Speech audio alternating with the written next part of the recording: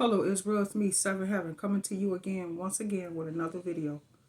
I want to say I have no rights to the video nor the music, strictly only for educational purposes only. Let's get into it, Israel.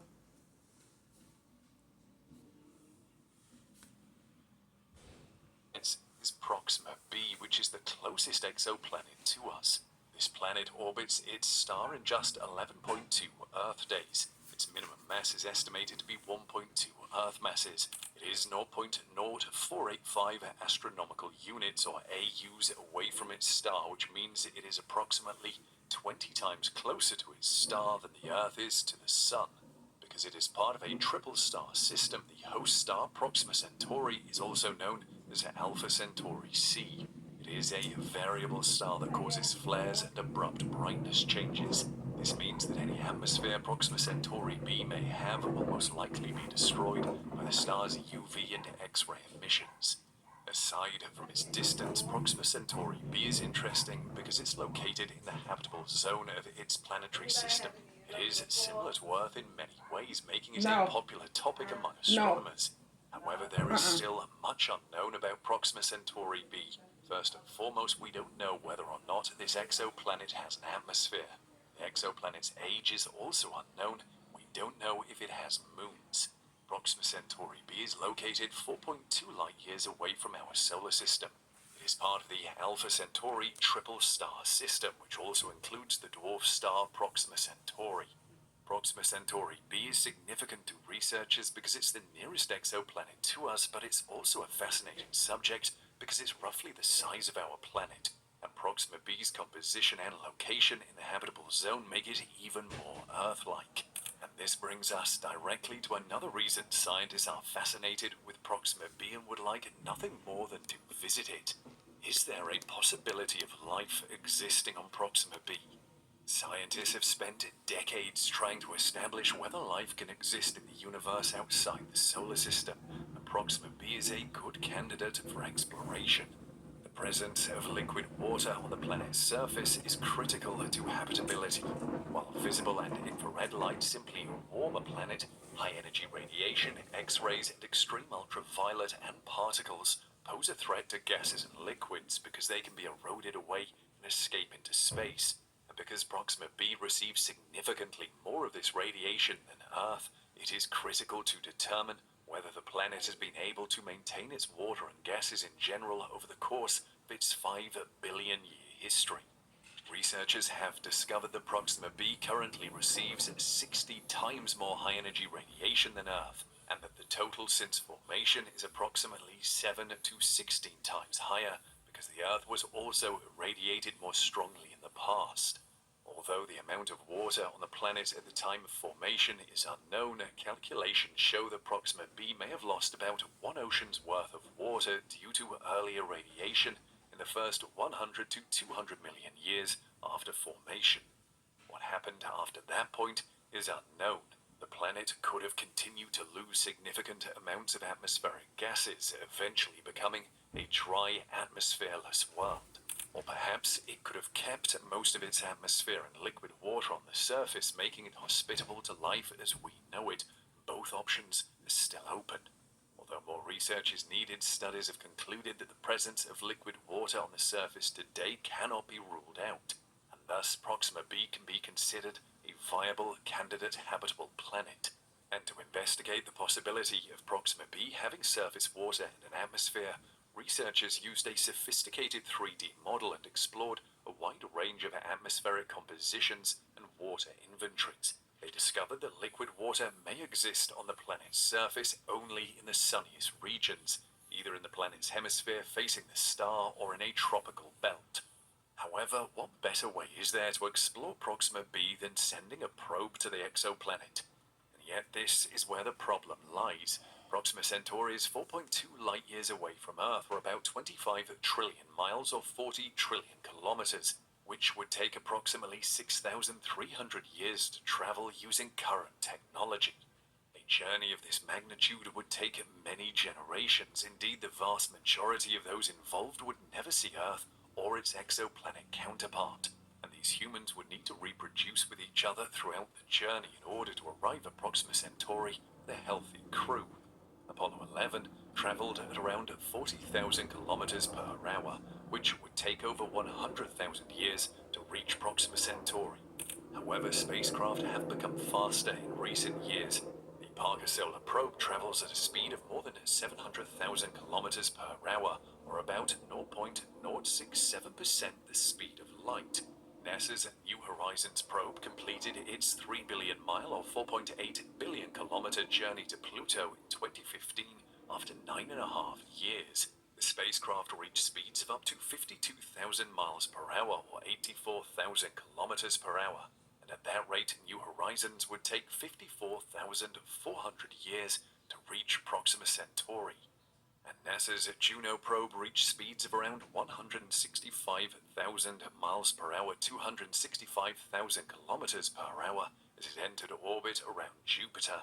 At that rate, a probe would arrive at Proxima Centauri in approximately 17,157 years. So what technologies are available today to launch visitors in the direction of Proxima b? Ionic propulsion has been developed to propel unmanned space probes faster across the universe. The most recent craft use its solar power to move their ion thrusters, resulting in a very fuel-efficient system that requires only a small amount of xenon or another propellant for the journey. Because of its fuel efficiency, ionic propulsion would be the most practical and cost-effective method of traveling to the nearest star. Deep Space One, or DS-1, was the first spacecraft to use ion drive technology in 1998, and during its mission to test the new technology, DS-1 achieved a velocity of 35,000 miles per hour, or 56,000 kilometers per hour. At that rate, it would take 81,000 years to reach Proxima Centauri. At the moment, the quickest way to travel through the universe is with gravity assist, a method in which a spacecraft uses the gravity in orbit of nearby planets to propel itself at high speed. It was used to catapult the Mariner 10 spacecraft to Mercury in 1974, where the gravitational field of Venus was used to propel the vessel forward. The NASA Helios 2 space probe became the fastest man-made object ever made in 1976, reaching a maximum velocity of more than 150,000 miles per hour, or 240,000 kilometers per hour, using the orbital speed obtained from the Sun's gravitational pull. Now, at this rate, it would take between 19,000 and 76,000 years to reach Proxima Centauri, depending on the velocity of the spacecraft. However, there is also nuclear thermal and nuclear electric propulsion. This type of propulsion has never been used in a spacecraft, but it produces thrust by using nuclear engines. Nuclear thermal propulsion, or NTP, and nuclear electric propulsion, or NEP rockets both use uranium.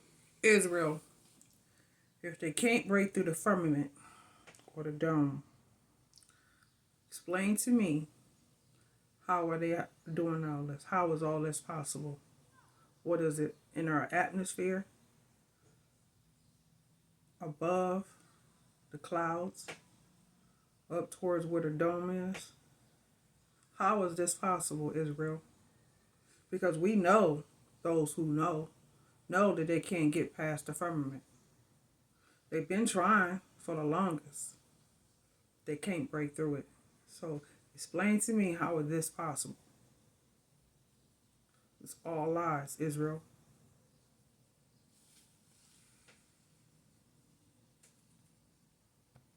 Uranium or deuterium-based reactions to propel the spacecraft via nuclear fission or nuclear fusion rather than chemical propellants. NTP, NEP would be cost-effective and allow for lightning-fast transport through space if it could be safely perfected. The time required to reach Proxima Centauri could be reduced to 1,000 years using this method, but 1,000 years is still a long time for humans. There is, however, another effort going on to send missions to the star known as Project Breakthrough Starshot, using an interesting method of propulsion. The aim is to develop a spacecraft that can reach the stars within a human lifetime. The spacecraft works by avoiding a big issue that modern rockets have: mass. Mass is the bane of accelerating objects to great speeds. It takes a tremendous amount of energy to significantly increase the velocity of a heavy object.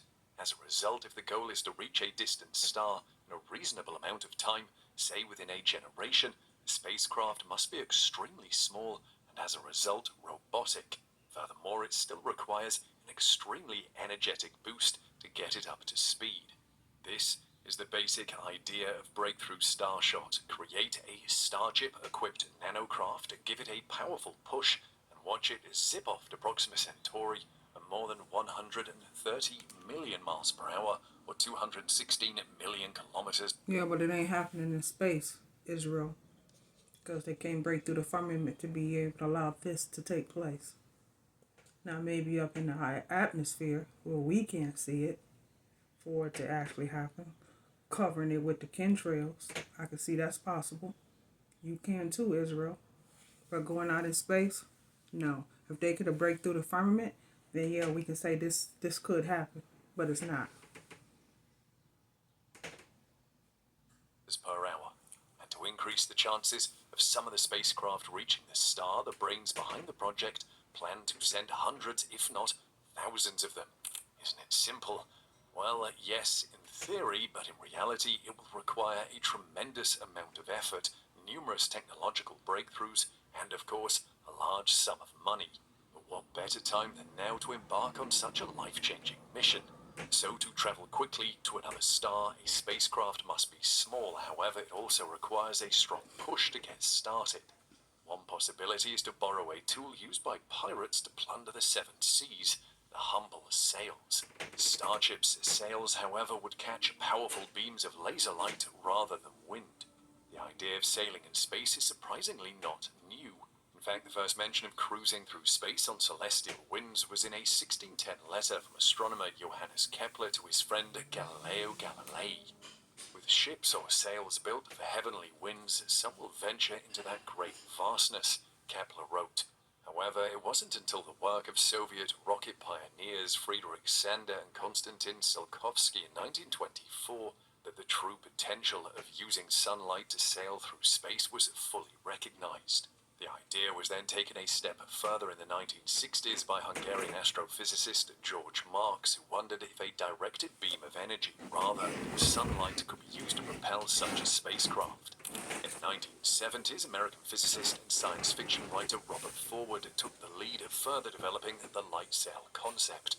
Forward's research led to the publication of a paper in the Journal of Spacecraft and Rockets in 1984 titled Round Trip Interstellar Travel Using Laser-Pushed Light Sails. In it, he explained how the laws of physics did not preclude the use of light sails to travel to other stars. Forward did note, however, that whether it can be engineered and is financially or politically feasible is left to future generations to determine. Well, future generations are here and ready to prove it can be engineered. Despite the daunting, multifaceted challenge of interstellar travel, Forward developed actual plans for an ultralight interstellar probe powered by microwave lasers, or masers, in 1985. In the 1990s, NASA Glenn Research Center scientist Jeffrey Landis jumped into the fray to expand on Forward's basic design. But StarWisp never took to the skies. Then Cosmos 1, the Planetary Society's own solar sail, was launched in 2005, but failed to reach orbit. Finally, though, nearly a century after the concept of sailing on sunlight was first detailed, the Japan Aerospace Exploration Agency, JAXA, successfully launched the interplanetary kite craft accelerated by radiation of the sun, Icaros, which hitched a ride to Venus with the climate orbiter Akatsuki. Once in position, Icaros spun at a rate of 25 revolutions per minute to unfurl its 46-foot wide or 14-meter sail, which was only 0.0003 inches or 7.5 micrometers thick. That is roughly one-third the width of a human hair. Within a month, JAXA reported that photons from the sun were indeed accelerating Icarus, albeit by a relatively modest 890 miles per hour, or 1,430 kilometers per hour.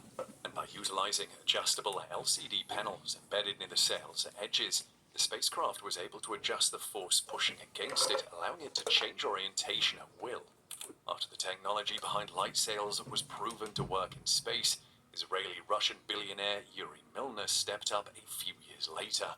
Milner casually asked a scientist to look into the idea of interstellar spacecraft that could sail on light. The task took the team 6 months to thoroughly research. By early 2016, the researchers were convinced that an interstellar mission was feasible, or would be soon if technology continued to advance at its current rate.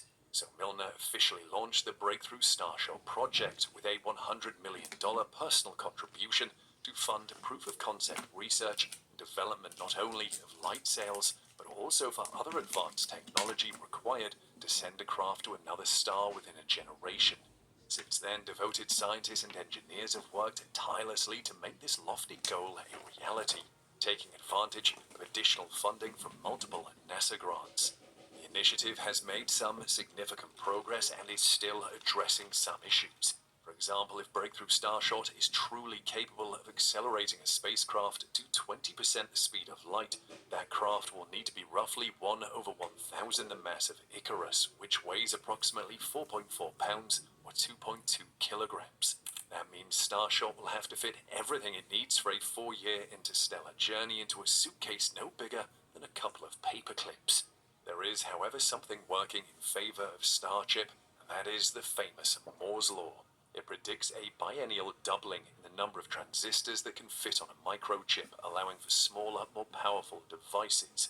There are already tiny electronics that can do some pretty amazing things. Engineers, for example, have created low-cost cameras weighing less than a gram and capable of capturing resolutions of at least 200 by 200 pixels. Of course, by today's smartphone standards, that's not much, but it's sharp enough that one mounted to a Starship could resolve exoplanetary continents and oceans as it zips by. And the Breakthrough Starshot team has set an even higher standard. They are hoping that technological advancements in the coming years will enable ultralight cameras capable of taking 20 megapixel photos. And the sail itself must be extremely light. Fortunately, the cost of producing high-quality nanoscale materials is steadily decreasing, but when it comes to light sails, weight isn't the only issue. To avoid being vaporized by 100 gigatons of laser light, a sail must only absorb, rather than reflect, about 1 out of every 100,000 photons that strike it, according to the scientists. That presents a significant material challenge. The team is actively looking into creating such a sail out of graphene. But there are reasons to be optimistic about the chances of Starship. The Starshot team has successfully launched other prototype crafts, testing various aspects of their design and technology. For example, researchers launched 6 tiny craft into low Earth orbit, each weighing about 0.14 ounces or 4 grams. Named Sprites, these were chips that contained solar panels, computers, sensors, and communication equipment on a square frame that was only 1.4 inches, 3.5 centimeters wide. And while the researchers were unable to communicate with the majority of the sprites, they did receive a signal from at least one of them, demonstrating that such miniaturized communication and power systems can function in space. The initiative then sent another tiny prototype 100,000 feet or 30,500 meters above Earth to photograph our planet's surface. During its flight, the test captured approximately 4,000 images, sparking much speculation about what equivalent images of the 2 known exoplanets near Proxima Centauri might look like. There is, however, another interesting type of propulsion that NASA is actively looking at to enable us to send missions to Proxima b, a light-speed engine with an astonishing amount of speed. This project is headed by NASA engineer David Burns, and it all started from his personal projects during his spare time. He's developed an engine concept that he claims can accelerate to 99% of the speed of light. And the best part of it is that this machine works without using a single drop of propellant. He posted it to NASA's technical report server under the title Helical Engine, and it works by taking advantage of how mass can change at relativistic speeds, those close to the speed of light in a vacuum. Of course, Burns' paper has generated buzz comparable to the early days of the EM drive. Yes, there have been reports that the engine could violate the laws of physics. Burns describes a box containing a weight that is threaded on a line and has a spring at each end that bounces the weight back and forth. In a vacuum such as space, this would wiggle the entire box, with the weight appearing to stand still, much like a GIF stabilized around the weight. Overall, the box would remain in the same position, However, if the weight's mass increased in only one direction, it would generate a greater push in that direction, and thus thrust. Now this should not be entirely possible according to the principle of momentum conservation, which states that the momentum of a system remains constant in the absence of any external forces. Thankfully, there's a but, a special relativity loophole. Objects gain mass as they approach the speed of light according to special relativity. So if the weight is replaced with ions in the box with a loop, the ions can theoretically move faster at one end of the loop and slower at the other.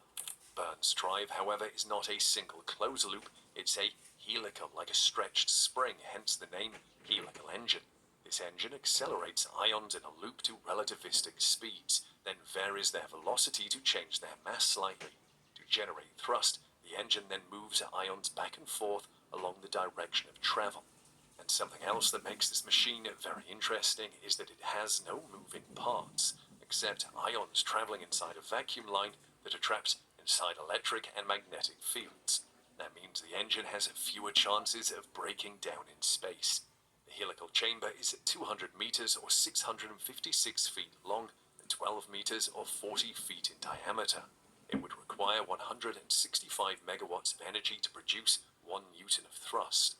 While that requirement might seem high, it is worth it because the engine can attain 99% of the speed of light. And there are other forms of spacecraft propulsion that scientists are investigating to allow us to reach Proxima b. There is nuclear pulse propulsion, for example. Nuclear pulse propulsion was first proposed in 1946 and was briefly studied by a team at Princeton University in the 1950s and 1960s. It contains a spacecraft equipped with a propulsion system exploding a series of thermonuclear warheads behind it, creating a wave of energy that's absorbed by a pusher pad, which then drives the vehicle forward. But there are several problems. The cost of such a spacecraft would most likely be around $2.5 trillion, and nuclear testing bans make it nearly impossible to study the method of propulsion to see if it could ever be made feasible. Nonetheless, estimates suggest that a spacecraft using this method could reach 5% of the speed of light, or 33,353,083 miles per hour, which is not so bad. And we also have fusion rockets. Fusion rockets were briefly investigated in the 1970s and are another potentially fast way to traverse the galaxy. Deuterium and helium-3 pellets are detonated inside a fusion reactor to generate plasma energy to power the rocket in this type of spacecraft. Again, there are a number of challenges that must be overcome in order to make this concept a reality. The most significant of which is that helium-3 must be mined in space because it's not readily available on Earth. However, a craft could travel to Proxima Centauri in just 36 years if it gradually accelerated up to 12% of the speed of light, or 18,473,995 miles per hour. We also have the antimatter engine. Star Trek fans will recall that warp-capable Federation starships are propelled by a matter-antimatter reaction that generates massive amounts of energy. Antiparticles have the same mass as their corresponding particle, but the opposite electrical charge. It wasn't until 1928 that Paul Dirac revised Einstein's E=mc² equation to allow for a positive or negative value for energy. An antimatter engine slams hydrogen and antihydrogen particles together, with the resulting reaction producing enormous amounts of energy, as well as subatomic particles traveling 1/3 the speed of light, which are then traveled out of a magnetic nozzle to produce thrust. It is thought that a spacecraft powered by an antimatter engine could travel at half the speed of light and arrive at Proxima Centauri in 9 years. But on the negative side, antiparticles are extremely rare and difficult to store. Scientists have only been able to create 20 nanograms of antimatter through collisions inside large particle accelerators, with the cost of producing even 1 gram of antimatter reportedly costing trillions of dollars. But hypothetically, what if NASA goes full metal and tries to send humans to Proxima b, with their descendants expected to land on the exoplanet? Choosing a crew for such a multi-generational space journey would be a difficult task.